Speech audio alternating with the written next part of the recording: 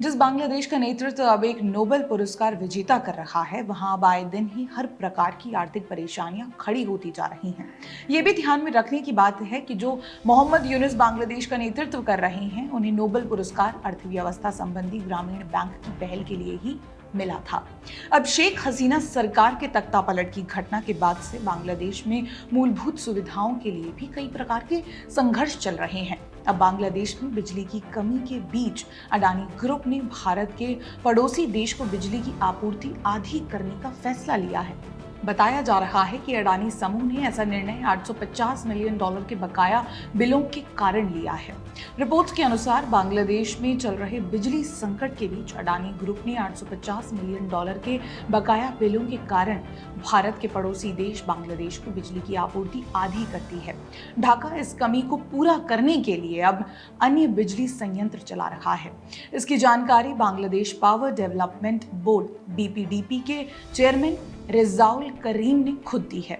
झारखंड में अडानी का कोयला आधारित गोड्डा बिजली संयंत्र आमतौर पर बांग्लादेश की 13 गीगावाट बेस लोड बिजली की डिमांड का 7 से 10% आपूर्ति करता है।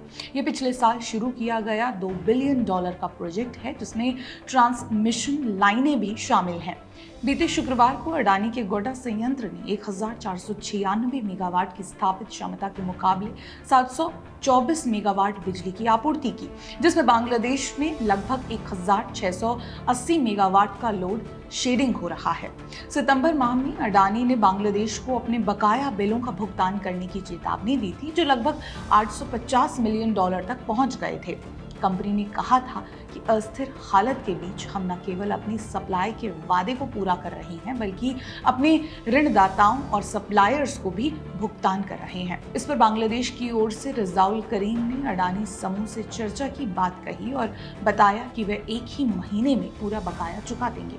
उन्होंने जानकारी दी कि बांग्लादेश ने अक्टूबर माह में अडानी को $97 मिलियन का भुगतान किया, जो पिछले 3 महीने के भुगतान से अधिक है। बता दें कि देश में जारी राजनीतिक संकट और अस्थिरता के कारण बांग्लादेश को इन पेमेंट्स के लिए डॉलर जुटाने में परेशानी आ रही है।